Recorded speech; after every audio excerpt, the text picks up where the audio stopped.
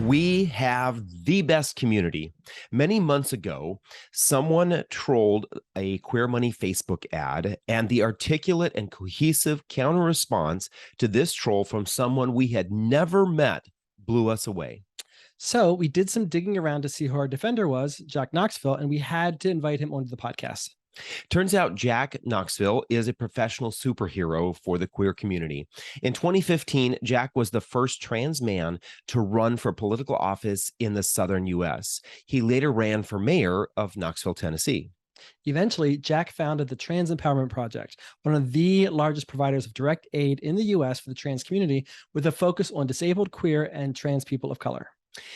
On Queer Money episode 342 today, Jack joins us to talk about the current state of transgender rights in the U.S. and shares insight into the financial state of the trans community. So without further ado, let's get on with the show.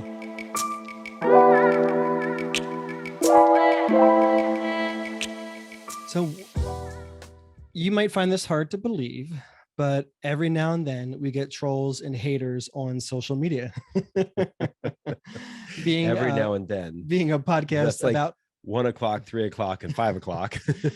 Being a podcast about queer people for queer people can sometimes attract the haters. And David and I tried not to get too mired into the negativity. Very often, actually, we're open to constructive criticism. If people have constructive criticism or feedback on our podcast or our content, we don't delete that, but we typically delete hateful comments. But there was one string of conversation going on in one of our feeds that we kind of just let going because the engagement from the audience or the readers was pretty amazing. And so we felt, well, who is this Jack Knoxville and what does he do that he's so amazing? And so we did some research on him and we're like, wow, he's got a great organization and he's doing some great work for the LGBTQ community, especially the transgender community. And we need to have this person on our show. So with that, Jack Knoxville, the Trans Empowerment Project, welcome to the Queer Money Podcast. Thank you so much for having me. I appreciate being here. Of course. Thank you. So before we dive into that, like, how did you muster the courage to just get into this pretty pragmatic conversation with this hater? I mean, I didn't see any emotion in your comments at all. It was very pragmatic, no exclamation points, no curse words. You didn't attack them at all. It was just, you were laying out the data and pretty much calling them out on their hate. And how did you maintain that composure and have that courage? I'll be honest with you, this is my everyday.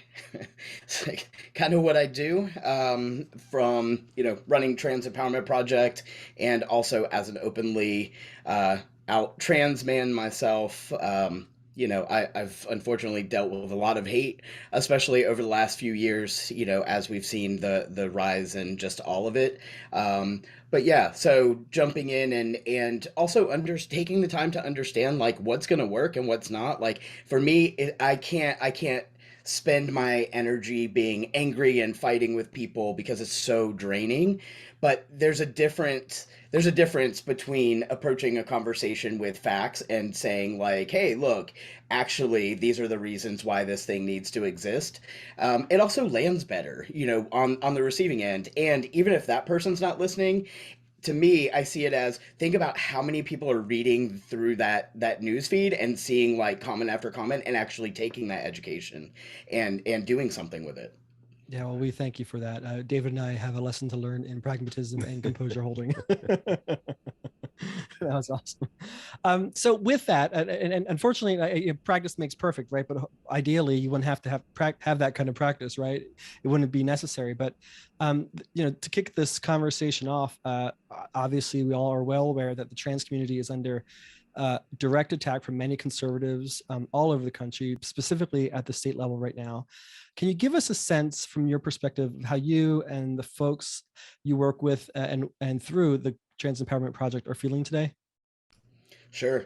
I think across the board, for the most part, it's the tone is very frustrated. A lot of people are very frustrated. It's a lot to constantly feel like we're under attack all the time, and coming from people who are supposed to be good people that are leading, for all of these great moral reasons and things, but at the end of the day are kind of throwing us under the bus.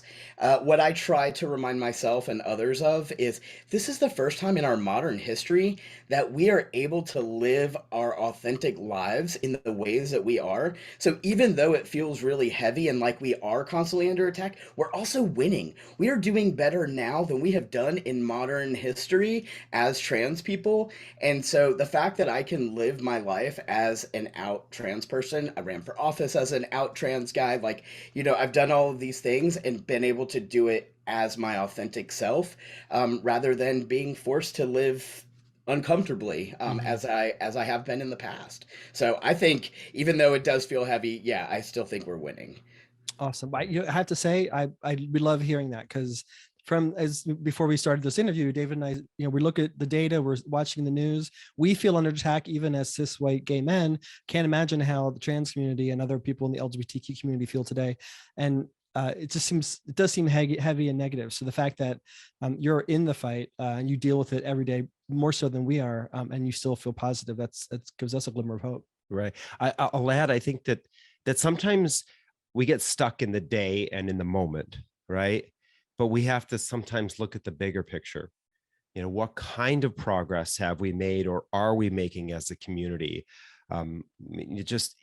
Unfortunately, we know that the executive office, the executive pen right now has been the key to some of the movement forward and unfortunately some of the movement backward, right? But we have to be thankful that we have what we have right now. Gratitude is a big way to overcome some of those really negative feelings that we have. Yeah, I'll tell you the other part for me that helps me to stay focused and stay positive is, I don't look at systemic change. Like, systemic change is not my measure of success by any means.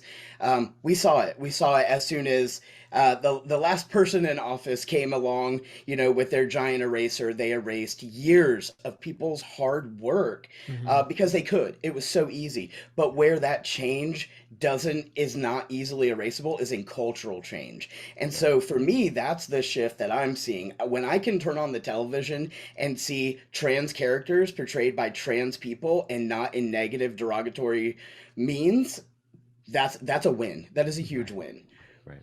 So hopefully the arc of history does bend toward justice, even though it's slow, right? Yeah. Yeah. Yeah.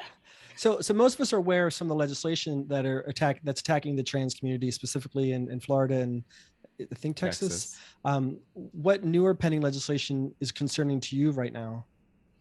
Really, all of the attacks against trans children is really concerning for me, especially because we have seen this narrative go from targeting trans adults in bathrooms as being the scary monsters that everybody should be afraid of. When that lie did not stick, they turned it to trans kids, Right. because if you can keep a trans kid from transitioning, they don't become a trans adult. And so this is the tactic that's being used right now. And obviously, we've got a lot of work to do. We need to make sure that all trans kids have the ability to live as their authentic selves. I personally didn't get to start transitioning until I was 35 years old, and we don't need to live in that type of culture. We need people to be able to live as their authentic selves because we all deserve to thrive. Absolutely. Do you feel, having been a trans kid at one time, if you could, if you were that age now, what do you think you would be feeling? What would your emotion and your mental state be if you were hearing this negative legislation on the news all the time? You know what, the contrast between the experience I had and the experience that I feel like I would have are night and day. In a lot of ways, it would feel very overwhelming and daunting to feel like, man, I am never going to catch a break. And feeling like, will I ever have the ability to really be my authentic self?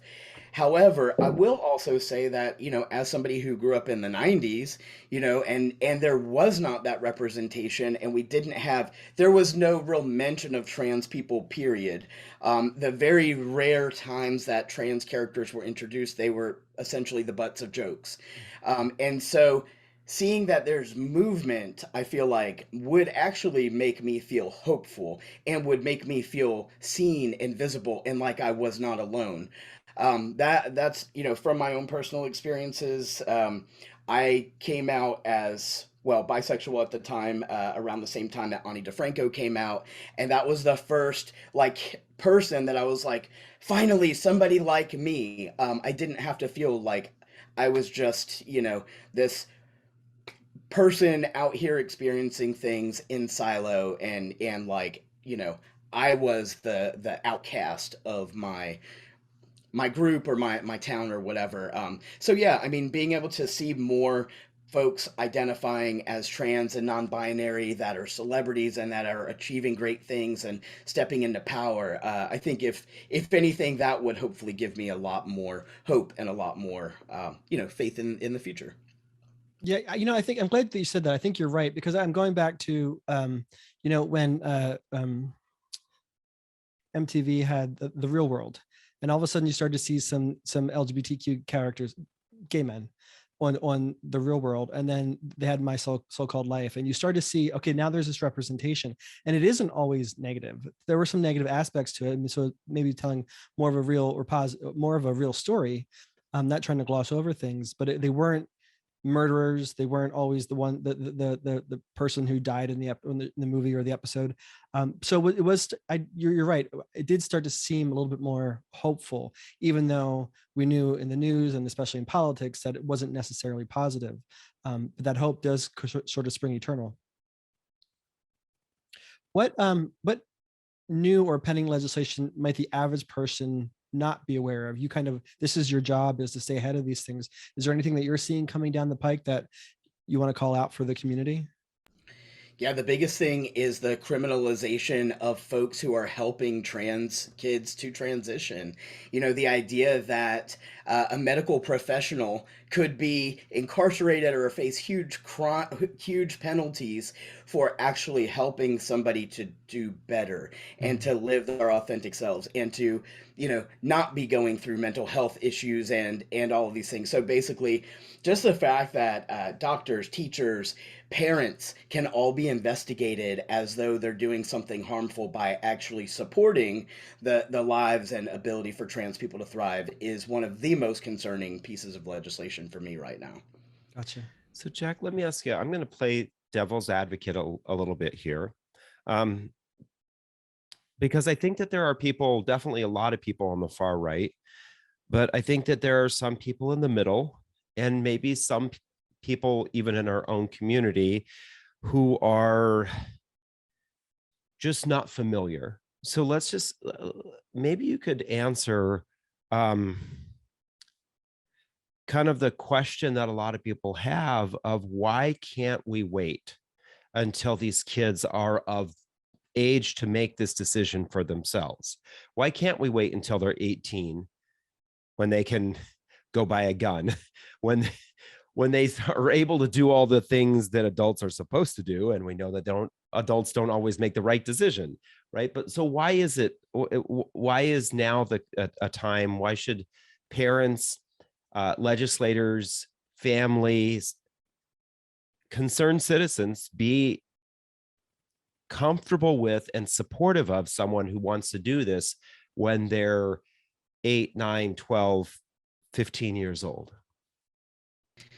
I mean, there's a couple different things to kind of unpack there. The first thing is that usually kids at 8, 9 years old, they're not being given hormones, you know, and pushed through one way or the other. If anything, most of the time, the younger adults are being given hormone blockers to keep their bodies from transitioning naturally, you know, through to puberty. And the good thing about those blockers is it keeps your body from basically going through the motions of, you know, growth and development in ways that you don't like and you're not comfortable with, which later leads to the need for surgery, you know, and having to go through surgeries that we could have stopped by just giving this kid a hormone blocker for a couple of years. I mean, you know, it's not like they're not going to have their puberty if they're on a hormone blocker. It's just going to keep their bodies in check until they are able to make a more educated decision. The other part of this is, for me, I see it all the time with parents and adults. You know, they see little kids and they have these conversations with them about who they are, you know, or, you know, who's your boyfriend, who's your girlfriend, and they say all these things, but like, these are little kids and we have no problem with their answers as long as they answer in the ways that we expect them to. So as long as that little cis girl says, oh, I'm a little girl and I'm going to marry this boy Tommy, then we're fine with it. But let that child say, you know, my name is Sarah, I'm going to marry my best friend Jessica, then all of a sudden there's a problem, you know. Or if they say, well, I'm a little boy, even though they present female, all of a sudden they don't know who they are. So why is it that we're trusting them part of the time, but we don't trust them the rest of the time? And that to me is really one of the biggest things. And then the last part for me is the mental health issues that it causes when you are not comfortable in your body. Like I said, I didn't get to start transitioning until I was 35 years old. And I mean, like, we would have to have a couple of episodes of your show here to go through all of the harm I went through because I was not able to be my authentic self. You know, and a lot of that, people are a lot more likely to believe that the mental health issues that the trans community faces is because, you know, we're not comfortable with ourselves and we're having all these mental health issues. But it's not that. What causes the mental health issues is the reactions that we are met with from other people who won't allow us to be our authentic selves. You know, and the amount of gatekeeping and hate and just, I mean, there's so much harm that goes into not allowing somebody to be the person that they know themselves to be. Gotcha. That's very insightful. Thank you. Thank you. And boys, girls, trans kids, Tommy is trouble. I know. Stay away from him. Gotta watch out for that one. So let's dive into the finances part of this, because obviously this is the Queer Money podcast. Can you share what unique obstacles to financial wellness the QTPOC people have historically faced? Yeah, I mean, when you start talking about disabled queer and trans people of color, or queer and trans people of color, you know, each of these is another level of marginalization, which is another obstacle or another barrier to having your needs met. And so that can look like employment discrimination. It can look like discrimination in housing, even accessing bank accounts. For instance, with myself, when I first started my medical transition, I specifically went through a bank who I knew was a funder of a lot of pride events across the country. So I was like, hey, I'm going to go through y'all. I even let them know, hey, I'm going to be transitioning. Is this going to be a problem? They said no. As soon as my voice started changing, my account was locked for security reasons, and I went through hell. Anytime I had an issue at the bank, I had to go down to the bank with ID, and nobody would talk to me about my account. And it was really, really difficult and frustrating to manage most of my finances, just because my voice did not match with the you know, apparent gender of who I was.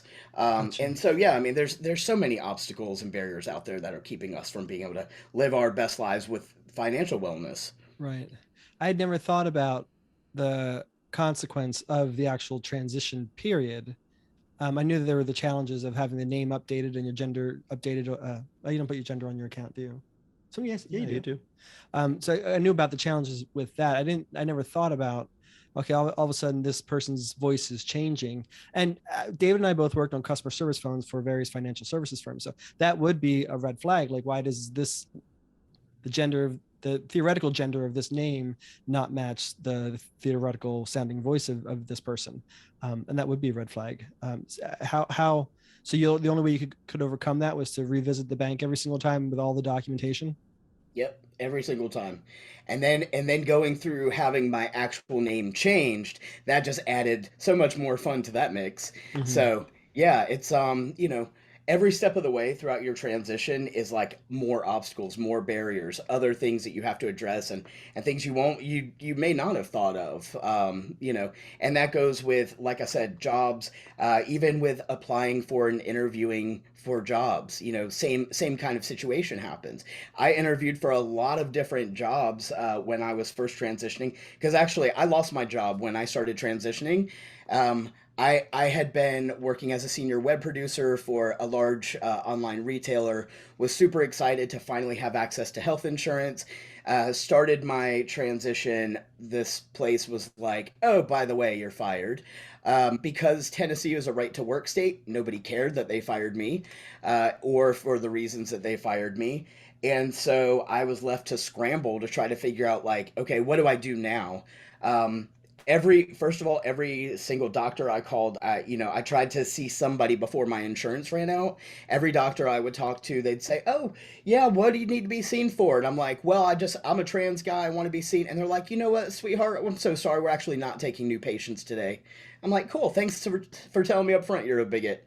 Mhm. You know, and then right after that was the same thing with like trying to get jobs. I would interview and talk to people, and I could tell, they're like, oh yeah, we'll give you a call. I'm like, sure you will. Never Yeah, heard from these folks again. And it was the voice and name thing and it lasted for quite a while until I could afford to change my name. gotcha. Let me ask you. My assumption is based on that all those experiences you just described to us. That was pre-Biden administration. Is that Yes. correct? Are you, that being the case, then, are you, the people that you work with, are you starting to see that level or type of discrimination changing because of his executive orders, No. President Biden's executive orders? No. We haven't really seen much of a change. You know, if anything, I mean, like the attacks and the violence against trans people is just getting worse, especially because the right is continuing their attacks. I mean, there's been so much anti-trans legislation that's been lifted up over the last couple of years, and then especially like after this most recent shooting, I don't know if y'all saw, but somebody in the GOP decided to lift up and say that this was a trans person who had Right. done the shooting, and then that again put more of a target on this community's backs. There were reports of at least one or two trans women that were basically like I don't want to say like attacked, but somewhat confronted. That maybe they were the potential shooter or something because of those lies that were being spread online. Wow. Yeah, I did see that report, and it was startling because the evidence was already out that it wasn't, and so lies li- But lies now with the beget whole lies, QAnon right? stuff, like, it doesn't have to be truthful. They just know that they can spew out whatever they want, and that the people who they're influencing as influencers are gonna believe it, right? You have to Yep. send the Gestapo police after them. Yeah. It's the only solution. I don't know. Yeah, yeah, that's heartbreaking. So with that, and with what, have you seen any sort of positive return from President Biden's executive orders? And the reason I'm asking this question is because it's always frustrating to me. It's great when we get a president who issues those kind of executive orders for housing services. Well, employment, that's actually was the Supreme Court of the United States. So that's actual legislation or decided. But the next president can come in, as you said earlier, and just erase it.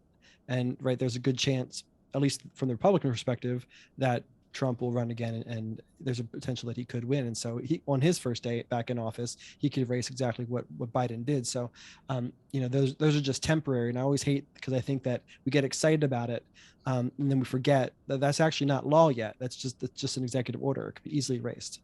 Exactly. That's exactly right. Yeah, unfortunately, because it's not like there's been any stability with this. Everything has been so up and down. Do we have rights? No, we don't. Oh, wait, we might get this crumb. You know, it's really hard to count on that kind of support as being like law and actually existing. And so I think for the most part, this community doesn't really want to get its hopes up, but at the same time, it's like we exist here, you know. And so for instance, with Trans Empowerment Project, one of the things that we do is we try to focus on creating our own systems of support, because the greater system outside of us, it doesn't look, we were never meant to exist within that system, let alone thrive. And so at this point, we have to work with our allies, and we have to work with the people that are in our community to create the resources and the access to the resources that we need in order to actually be able to thrive. And so that's where we're seeing some change, is like, you know, we're finding that more people are interested in aligning with us and becoming partners and learning how to be better allies for the community and things like that. But in terms of like actual systemic change and seeing movement like that, I'm just not seeing it yet. Yeah. Are you, when you're talking about the alternative support systems that you're creating, are you looking for sort of creating networks of mental health therapists, doctors, and does that include any sort of financial component to it? I mean, we really don't have much by way of the financial component yet. But right now, we actually just recently kicked off a program called Project Care. And Project Care is focused on helping healthcare workers to understand the difference between providing trans health services and actually providing care. Mm. Because they are totally different. And so we're working to educate those folks on how that's done. We also have a program called like the Trans Employment Project, where we are not just working to provide affirming jobs for trans people, but we also want to work with employers to help them get across the finish line on being more affirming for their staff and, you know, clients and whatnot. Gotcha. Part of the reason why I asked that question was, one, was because I wanted to understand better the services that you're providing, but two, um, from the Motley Fool Deaf Guys LGBTQ money study, we saw that queer people were as likely to have a crypto wallet as they were a retirement account of any sort, whether that's a traditional Roth IRA or a company-sponsored retirement plan such as a 401k. And so we're sort of wondering if, you know, cryptocurrency is sort of like this underground kind of subversive financial system. Anti-establishment. Yeah, anti-establishment. And so we were wondering if maybe that's sort of where the community is headed. Like if you're not going to include us or make it easy for us to bank and use your systems and services, we'll just create our own currency and we'll create our own financial system. But so that's why I asked that question. Yeah, yeah, definitely. I'll ask, you mentioned being in Tennessee, you know, I guess you go back decades, the queer community has always gravitated to places where they had community, you know, whether you're San Francisco, New York, Chicago, LA, Miami, places where we could gather and have that kind of support. And what we have seen happen over, especially probably over the last 2 decades or so, is that the places that queer people have gravitated towards have become increasingly more expensive. And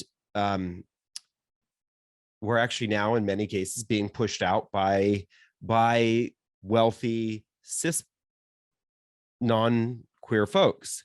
And I'm just kind of curious, are you seeing that migration with trans folks? And how is that impacting them financially? You're picking up and moving from a place like, I don't know where in Tennessee you're at, but from a red state, moving out to a place like that where you may not have the financial resources to do that, but you're going to get the care that you can get. Is that having a detrimental impact on those folks? And what about the folks who are left behind, who don't have the resources or can't do that? Yeah, great questions. To be honest with you, it is definitely having a negative impact on our community. Um, Trans Empowerment Project, a lot of the folks that we help are clients that are coming to us that are either homeless or on the verge of homelessness. A lot of times, you know, we're providing direct aid for folks. And I will say a lot of our clients in the areas that you named are definitely drowning in debt, especially since COVID hit, with losing their jobs and then having negative impacts to their credit scores and not able to get on their feet. I have a couple in LA right now that I've been trying to get some housing resources for quite a while, but they are in that exact situation where both of them, their credit scores have taken a hell of a hit. They cannot find work. They cannot get the money that they need for a down payment because, you know, the cost of living in a place like LA has skyrocketed. I mean, just trying to get them an Airbnb, the prices were like $10,000 a month. I'm sure. You know, and so for them, they are just having a horrible time, and we are seeing that all over the place. Um, you know, the on the one hand, more rural areas like Knoxville, Tennessee, a lot of these places are starting to have more housing programs, which is really nice.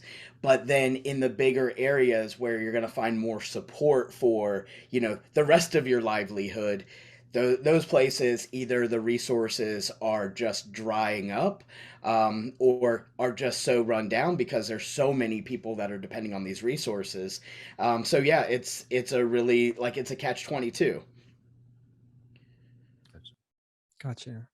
So it's sort of like you have to pick the lesser of two evils for your particular situation.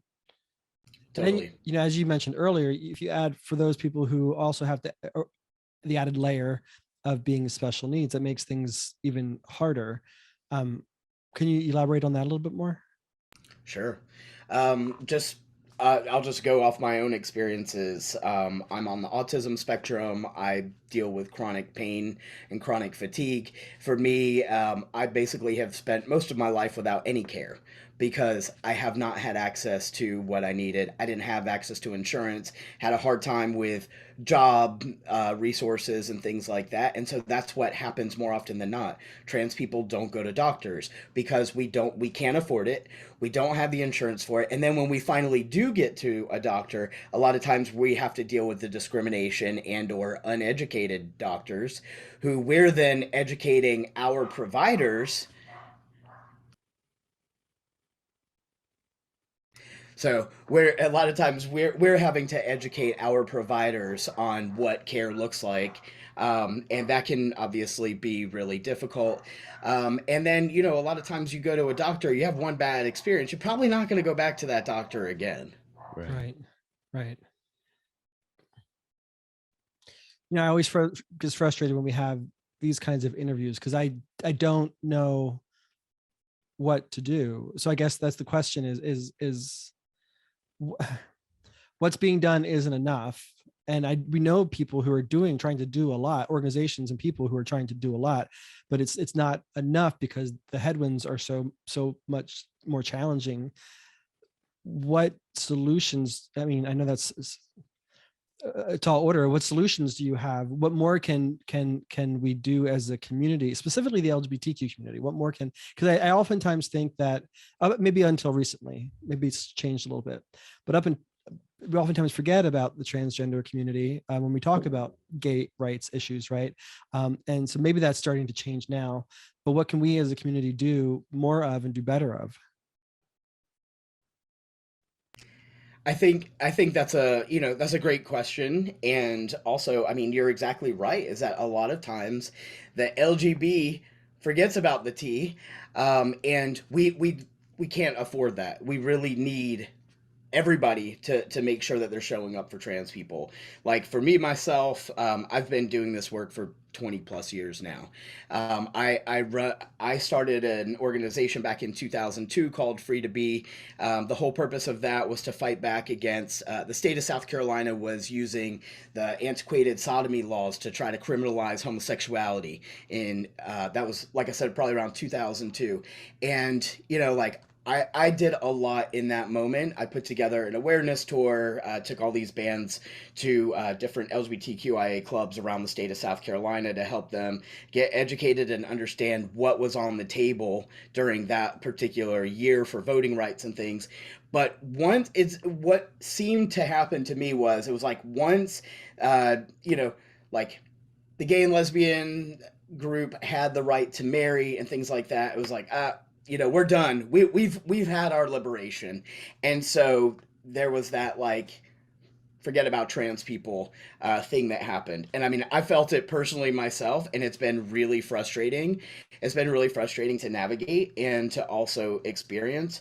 But on top of that, I mean, first and foremost, like we have to all get serious about what we want, especially for the future, right? And the reason I say that is because a lot of times what I'm hearing, especially in progressive spaces, is this conversation around equality. Everybody wants equality, but we're not working on equality. What we're doing is we're working on keeping ourselves on this hamster wheel. And the reason I say that is because right now, what I think the right has done a great job of is this divide and conquer tactic. They have done a great job of making us think that each of our issues is being experienced in silo. So environmental justice issues are happening over here, and trans issues are here, and maybe gay rights are over here. They're all the same damn thing. We are all trying to push back against white supremacy. We are all trying to undo the harm of what has happened because of colonization and those, I don't know if you all are familiar with the 15 characteristics of white supremacy. If not, I highly recommend you Google that and look into it. But, there are some really like very specific behaviors that are rooted in this white supremacy culture, one of which is the oppression of people, and like the fact that we don't have bodily autonomy, like reproductive rights, trans rights, LGBTQIA rights, they're all so interconnected. It all comes down to that gatekeeping and that white supremacy. And so like we need to get real serious about what do we want? Do we want to continue to live in a world where white supremacy reigns true and is free to run us all into the ground? Or do we want to build that future where white supremacy doesn't reign anymore and we all get to thrive? And so that's where, I feel like our money, that's where we should be putting our money, is to focus on building that future where we all get that ability to thrive and live our best lives. So, Jack, let me ask you, um, why do we? I'm going to take a step back here. We just recently had a conversation with someone, and this information is not public yet, but it probably will become public pretty soon. The evangelical Christians have a financial organization that a lot of them are using. That financial organization is going out and finding other evangelical Christians with money. And they are all investing in what are called donor advised funds. So they're all putting their financial dollars into these donor advised funds. Donor advised funds, if you're not familiar with this, donor advised funds are basically a way for people to give money to organizations that they want that money to go to. So let's say I'm an animal rights advocate. I can have that money go to a local organization or a national organization. And what's happening is millions of evangelical Christians are organized and putting their money into organizations that are intentionally trying to undermine anything: Roe v. Wade, LGBT rights, everything that we are seeking for protection. Why is it that we as a community cannot get that organized? Because the progressive side does not play the long game well at all. Everything is an emergency all of the time, and it can't be like that. The right has done a fantastic job of playing the long game. They've been playing this game for centuries, and that's why it continues, because that's exactly what they're doing, is they are all focused on the same target. That's the other part of it, is, what I was saying before with, like, we need to get aligned on taking down white supremacy, right? Like, that's what they've done well, is they are aligned on their goals and their targets. They are playing the long game extremely well, and they believe wholeheartedly in what they're doing. What I see happening on the progressive side of things is the exact opposite of that. I feel like everybody is still so stuck in this, like, this silo, And so I'm over here in my corner fighting this battle, and you're over here fighting your battle, but we're not aligned. And so it's a lot easier for them to keep us distracted and keep us busy. But to your point about the fund, so I am actually in the process of putting together a pack. And we want to address some of those issues that you just named, especially in terms of getting behind political candidates who are trans and or non-binary that may want to run for office. I've actually got a team of people right now. We are in the process of building out our PAC and a C4 to answer some of these things that have gone unchecked for a while. Yeah. And I will say, we just recently did a study with the Motley Fool that was published this past week about the progress or the things that LGBT folks are doing with their money. We surveyed over 2,000 LGBT individuals, including 702 self-identified trans individuals. And it's interesting for a community that has $1.4 trillion in buying power. It's very interesting how we are using our money in non-constructive ways that plan for the long term, that plan for our own long term, right? And to be honest, I know that some of that could be in part with the short-term nature, how many people in this community have felt, right? Going through the 80s, I don't know how many 80s and early 90s, how many queer people said, well, I'm probably not going to live for very long. It's highly likely I'm going to get AIDS and I'm going to die by the time I'm 35, 40 years old. I'm seeing people. So why bother investing for the future? We know that there's often a conversation in the trans community about security and safety and how many, especially trans women, have been murdered.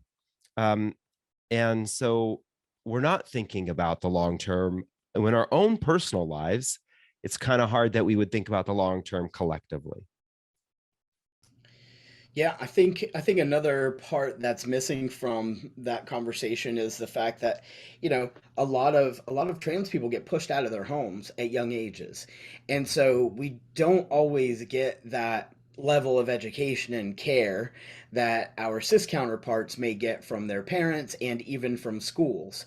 I mean, I've been on my own since I was 14 and basically grew up living out of a backpack. I didn't get to finish all of my high school experiences by any means. And so things that normally get taught during high school, like a lot of that stuff I had to figure out on my own.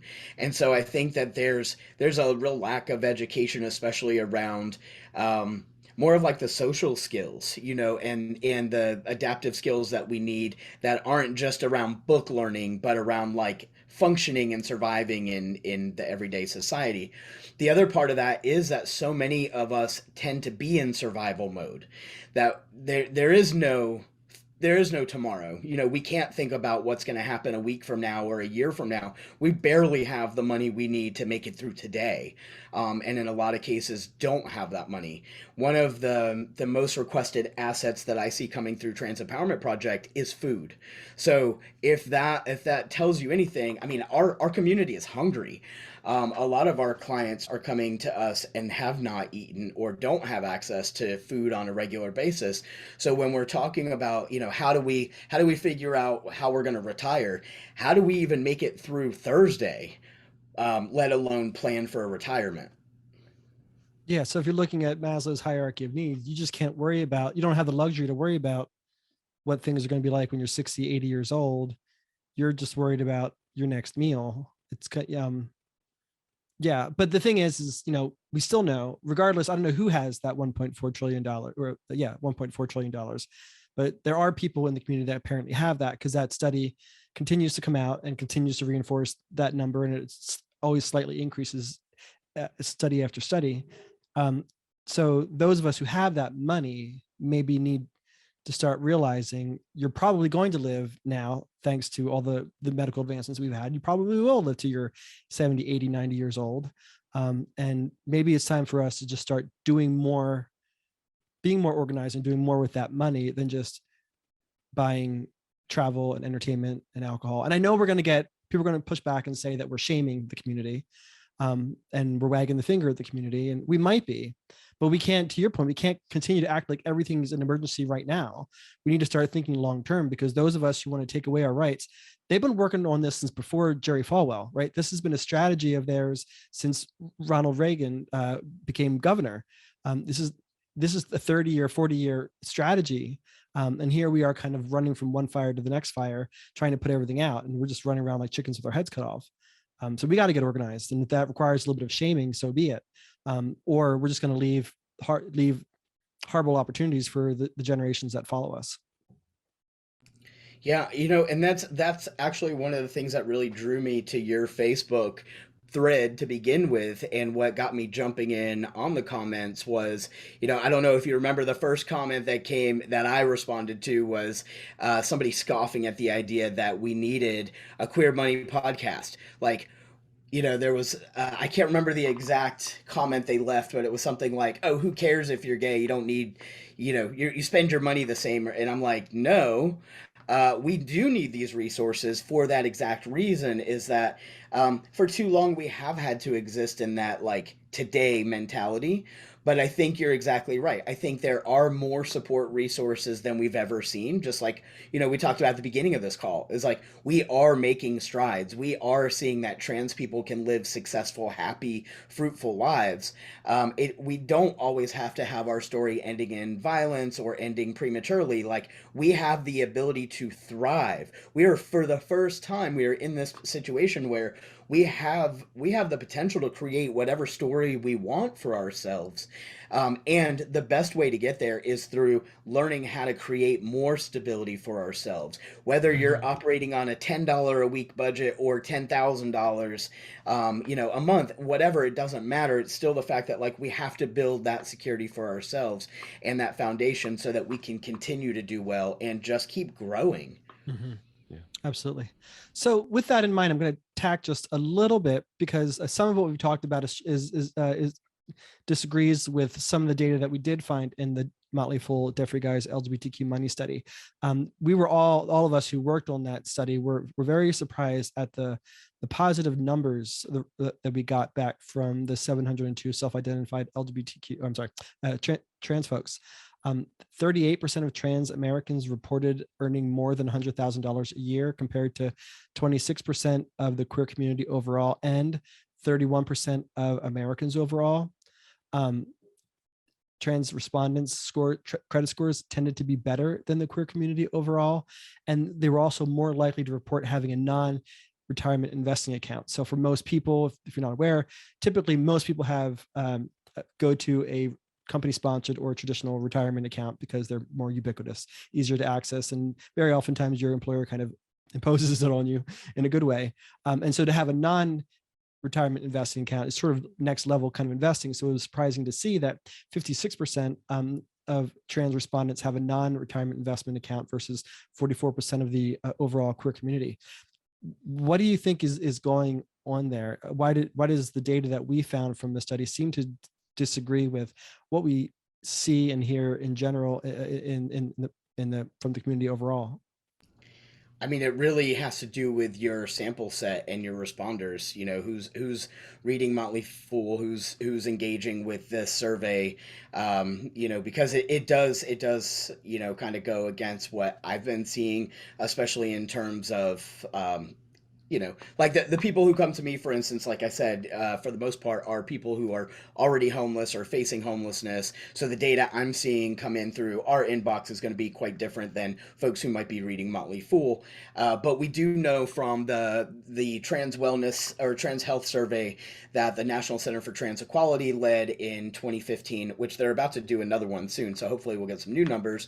But we do know from their survey, I think they surveyed about 28,000 self-identified trans people, and we were at 3 times more likely to be unemployed than our cis counterparts, and like 2.5 times the national average for living in poverty.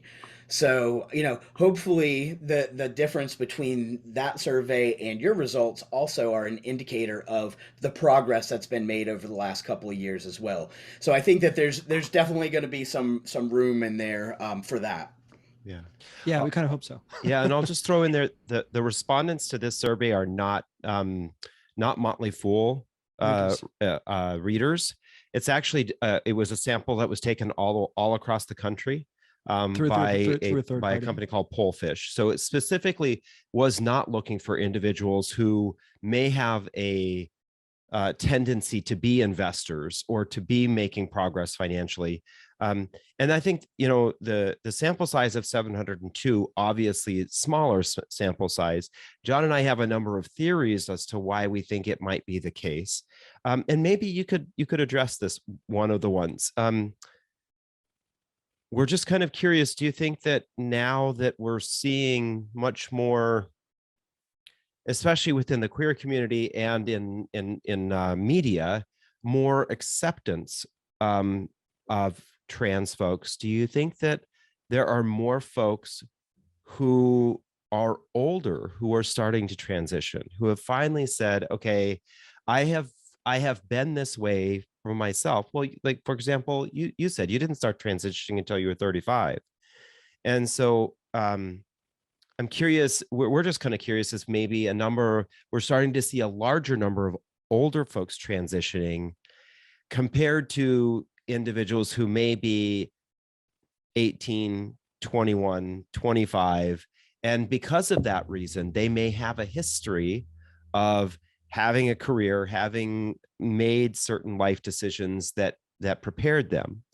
Or on the flip side, because they know that they're going to transition, they have had certain life events that they had to prepare for. They knew that they weren't going to have, especially up until recently, they knew they weren't going to have their transition costs covered by their healthcare provider. They knew they had to save tens of thousands of dollars to be able to transition, that the way that they wanted to transition could that potentially be adding to this? Absolutely.